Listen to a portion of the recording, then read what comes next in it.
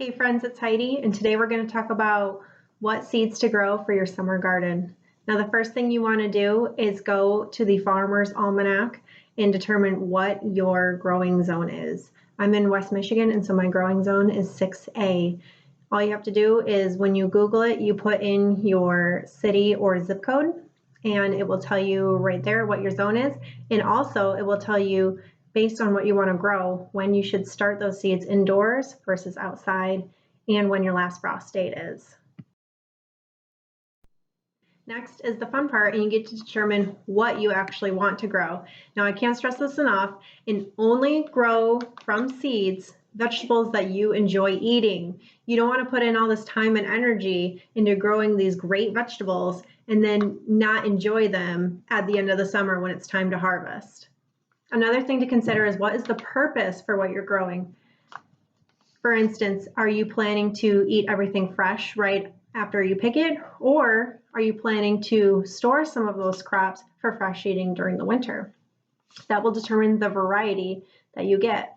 For instance, here I have 3 different types of cabbages: a red cabbage, a green cabbage for fresh eating, and then a green cabbage for storing. This is a variety that is very easy to store if stored properly over the winter so that I can eat the fresh cabbage throughout the winter days when in Michigan we get lots of snow, and it will be nice to be able to have that fresh crunch. For these guys, I'll probably eat them fresh, or I will ferment them and make sauerkraut or various items like that. So to choose your seeds, I like to go online to various local seed providers. One of my favorites is MiGardener. They are mostly local to me. They're on the east side of Michigan, and I like to support them. Also, each of these seed packets was $2. And there's 300 seeds in there. So that is quite a good bang for your buck. Another company that I really like is Johnny Seeds. These are a little more expensive than the MiGardener. However, this is a very reputable company, and most of these seeds should germinate, which is good because you're going to plant them and you're going to need lots of germination so you can choose which ones are going to end up in the garden once you transplant them. So at the end of this video, I'll show you everything that I'm growing, but if you're maybe a new gardener and you're just kind of getting your toes wet in the gardening world, I would suggest starting small and then going up from there. Maybe choose 3 or 4 of your favorite vegetables that you want to try, and then also a more exciting one that you're interested in trying, but you're not exactly sure how it will pan out. You can always build off of what you have done year over year, but a lot of gardeners find that they get very excited. They start all these seeds and they plant all these things in the ground, and then as it comes time to maintain them and then to harvest them, they get a little overwhelmed, and then all that hard work that you put in the beginning is just kind of lost towards the end. So start small and build year over year. So now we'll have a little fun and start getting some seeds into starts. This year I want to grow this variety of celery. It's supposed to be very large, and the good news is for me, it also grows in part shade, and my backyard is part shade because I do have some large trees that block the sun in the afternoon. And celery actually takes quite a long time to grow, so we are beginning of March right now, and the packet says that this takes 12 to 18 days to germinate, and then it's 100 days until maturity. So we're looking at about almost 3 months till I'm eating some celery. So let's go ahead and get started. For the planting my starts, I have this big, I think it was like a deli tray at one point, but I'm going to also use some old plant starts that I had bought from the nursery a few years back. I'm going to put the seeds in here, and then I will enclose everything within this cloche essentially, so that all of the moisture stays within the seeds at the beginning. So I have some potting mix, which is a seed start mix. You don't have to use a seed start mix. Really, any soil will do. However, a word of caution is that if your bags have been sitting outside, and I wouldn't recommend using actual outside soil that's already in your garden, because soil is alive and you're going to bring that soil inside into your little seedlings. And with that warm air, lo and behold, you will also bring in all the little critters and bugs that are currently living in that same soil. Ask me how I know. Last year, I had little gnats flying all about one of my plants that I had just replanted, and I had accidentally left my indoor potting mix outside on my deck. And then in that warm weather, or the warm inside air, all those little bugs hatched and came alive. So I'm just putting soil, you can't really see it, into these little starts, and I'm going to do 6 of them for celery. We eat a fair amount of celery. And the good news is, depending how you want to do it, celery you can usually cut and it will come back again. So 6 for just 2 people will be fine.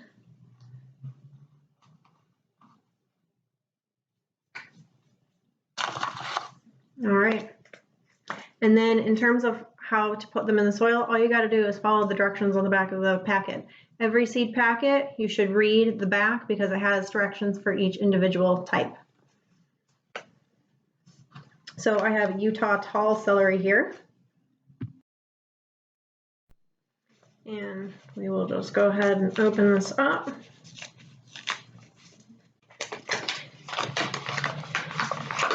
I do recommend, if you are able to start your seeds inside, the seeds for most plants are incredibly small. I mean, for these, I think I've cracked black pepper larger than these.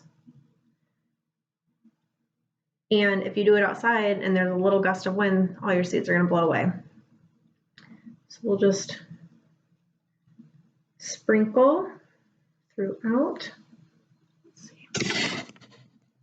There we go.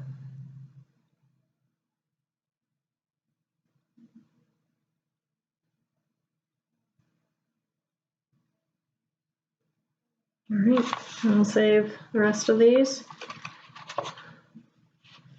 for another time or another year. And I'm just going to put a little bit of soil on top of them, just to cover.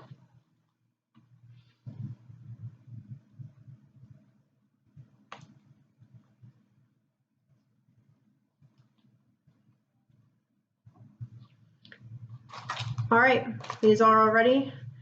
I am going to get my water bottle spritzer so I can spritz them to water them in. All right, so I have my water bottle and we're just going to spritz generously each of the seeds. I don't like to pour water into them because sometimes I feel like your little seeds will float away on you. And the spritzing does a better job overall. So now what I'm going to do is I'm going to get these into a south-facing window so that they get the most amount of light throughout the germination process. And a few times per day as I walk past, I'm just going to spritz them away to make sure that the soil stays nice and wet, not too wet, but relatively moist during the germination period so that the seeds don't dry out. All right, so I'm going to get these closed up in their little container, and I will move these into the window. I also want to get started some microgreens for fun. We like to eat microgreens on salads, and they're actually very nutritionally dense. And to grow these, I'm going to repurpose this takeout container because it has the plastic top, and I think that will really lend itself to keeping the moisture inside as these guys are growing. So let's go ahead and do that. We'll just get some of our seeds start into it. I also like it because then I don't have to throw away all this plastic. I actually can reuse it. And I have never tried it in this type of a takeout container, but if it works, then I'll probably just keep these and use them year over year. And that way it won't end up in the landfill. All right, I think that is good. Got my soil in, and then these say to scatter seeds along top of soil, and then it's only 2 to 7 days to maturity. So in a week, I'm gonna be eating good.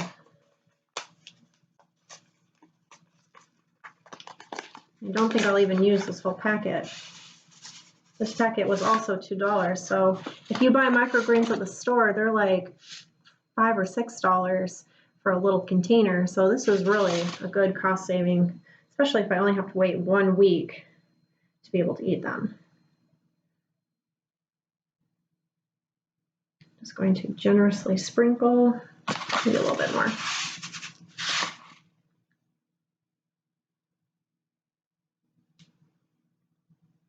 All right, I'm gonna press those in.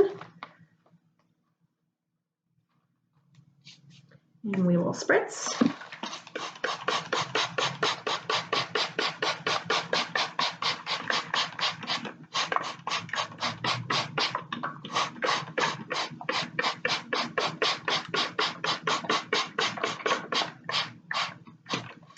All right, close her up. I'm not going to latch it per se. I'm just going to lay it on top so that there can still get a little air movement. And I'm going to go ahead and get these into my south-facing window, which I will show you guys.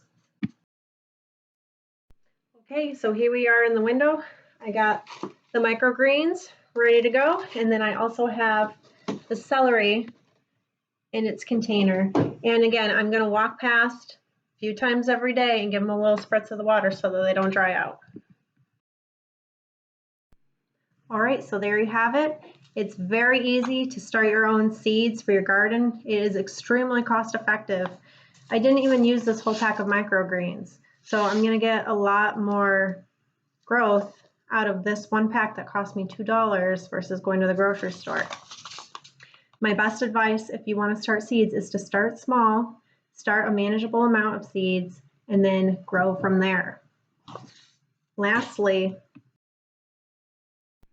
it's important to track on a calendar when you start your seeds, when it is safe for them to go into the ground, and about how long it's going to take for maturity. So I'm going to put on my calendar that today I planted my celery, and based on my farmer's almanac that I printed out, I'm right within the perfect time because my last frost date is May 15th. And so I wanted to start my celery between March 5th through 20th, and I'm right in there. So easy to follow the almanac, put it on the calendar so that you can track and know exactly when each item needs to go into the ground. Once it gets closer to May 15th, I'm going to be looking at the weather very closely to make sure we're not going to have any more frost because I don't want to get everything in the ground and then we have a surprise frost. So that's it. Happy planting, and I hope that your seeds take off and that you have a great garden this summer.